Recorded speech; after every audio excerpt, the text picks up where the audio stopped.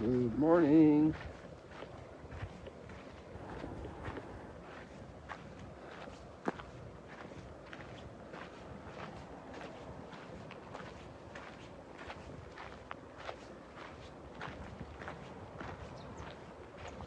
A lot of traffic up here, people going to work. Maybe some people returning from night shifts. All the people who serve us and we don't think about it. Who monitors the electricity supply? The bakeries at this hour in the morning. The deliveries.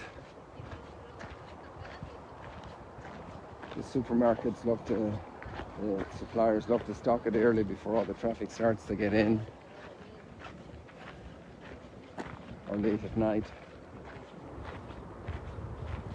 We have one near us, a vegetable or food produce, and that's when they stock. All those people working in this for us. The chefs getting ready now to prepare breakfast, if they haven't been doing it for an hour already.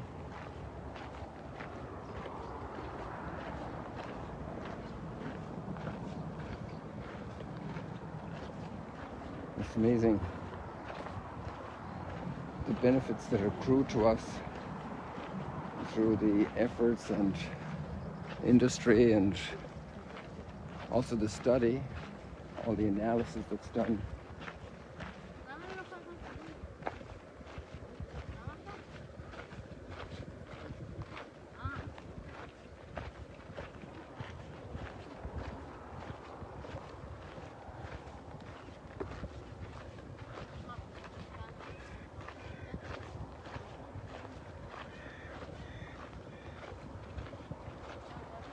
And that deserves a big thank you. And maybe we won't ever meet the person that provided the monitoring of the electricity into our home. We can say a prayer for them, and that reaches them. The Lord reaches them with His blessing. Maybe some have a need or worry, and we can pray for them. Good morning, Boker Tov. Ani ose shidur hai po kol boker.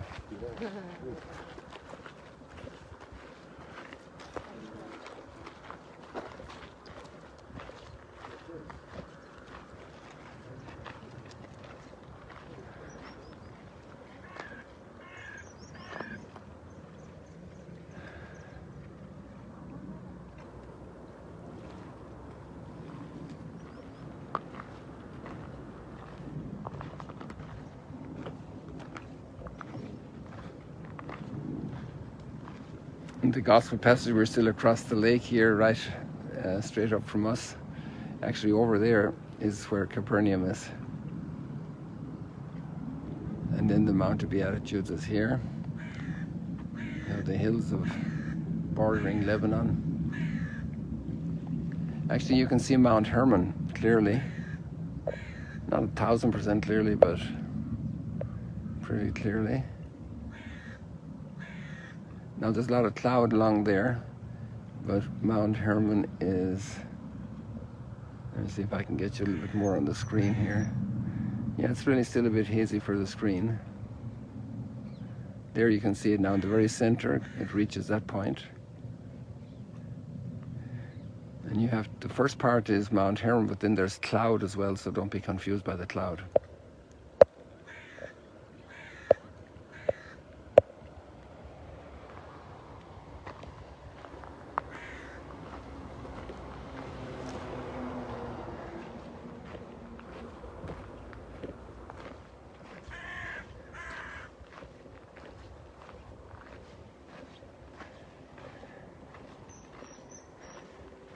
A lot of us religious people like to practice a faith externally in community, prayers, rituals. A concept that's familiar is the kingdom of God.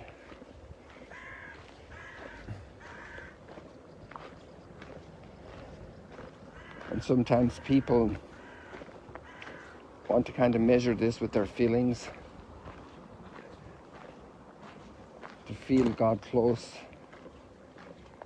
And there can be, or there doesn't need to be, that feeling. We're living in a realm of faith. But there's a point when it gets tested. And we see that in Corinth. And this couple went down here to the water, I think. Yes.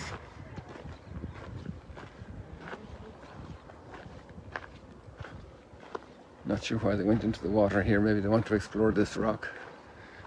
But they could have gotten closer to it over there. But I don't know their intentions.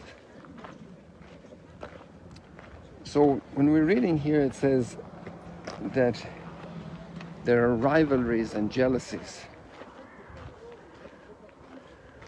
And I think we religious people aren't alien to that experience. We know the experience of rivalries and jealousies and envies. And even cliques. So there's, I think, a great message especially for all of us who profess some religious faith, that when we have these type of attitudes, there's a few manifestations that it's really not the kingdom of God. It's our kingdom. We want to be in charge. We want it our way. We know all the circumstances we think we know. But actually, God's kingdom, he's on a higher level. He's the one who has the extraordinary power, and yet gives us extraordinary freedom.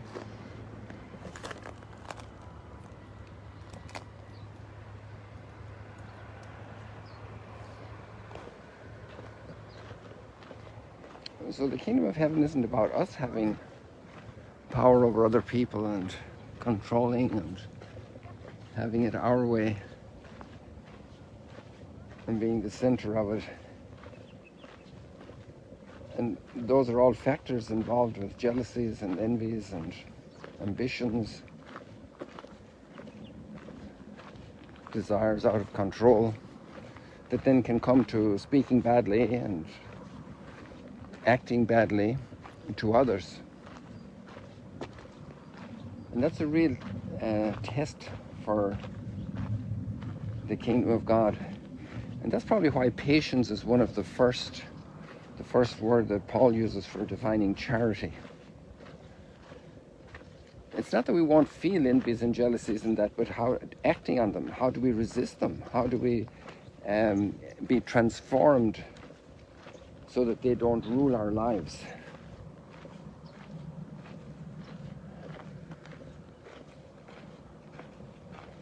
It's kind of a party allegiance that transcends justice. How can you transcend justice?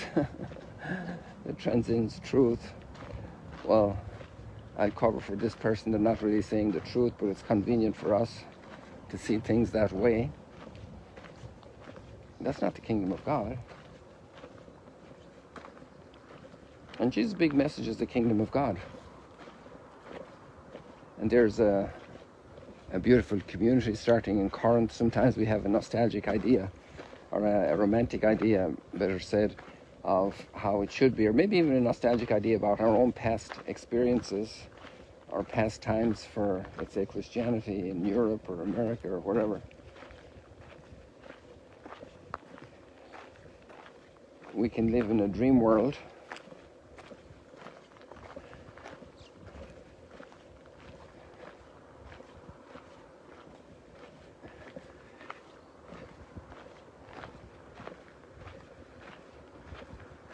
We can live in the ideal world. We think that everybody has to measure up to my measure.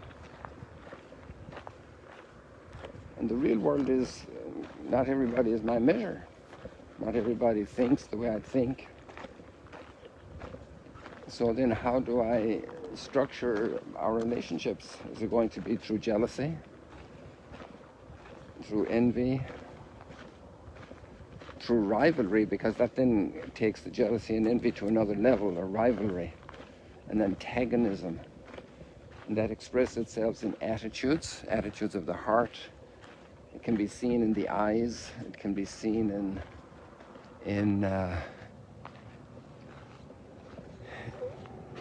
it can be heard in words, the tones. That's very interesting. So it's kind of easy for us to check out if we're in the kingdom, or if the kingdom of God is the priority in our lives. We claim it is, we want it to be.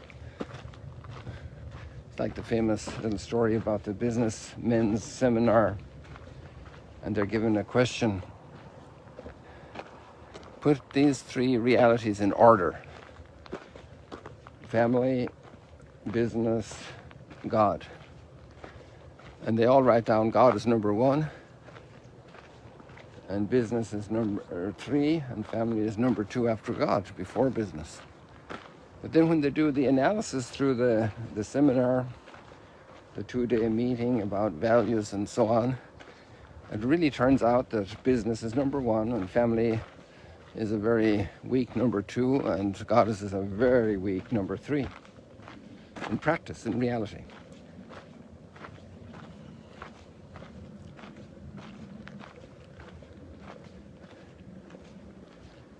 So there it is. Bless the people the Lord has chosen for his own. That's a wonderful take, a wonderful sensation, to feel that we're in God's kingdom, that God the Lord has chosen us for his own.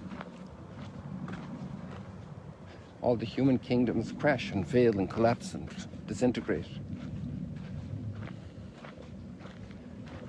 But God's kingdom continues, will remain, and all who belong to it will be purified, will grow, will mature, will develop way beyond jealousies and envies and prejudices, judgmentalism,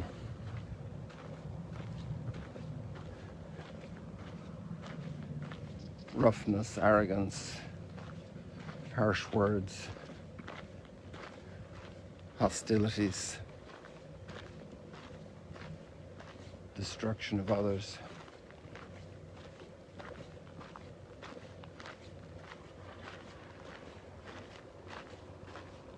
And here we're talking especially about inside our own families, inside our own domains.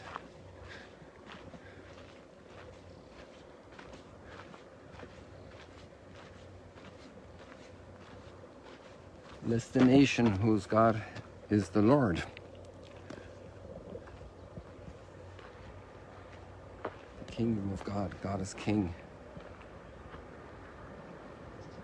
So there's some reflections for today, people. I'll sign off here under the cliffs of Mount Arbel and wish you a wonderful day. Hope you get out in nature as well. Oh, look, we got a fisherman coming along here. Wow, this is the first one we've seen in a long time. Perfect timing, look at this.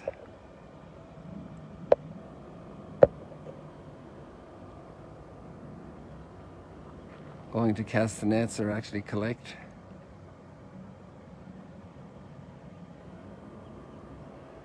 So there we got a nice sign off for today. God bless you.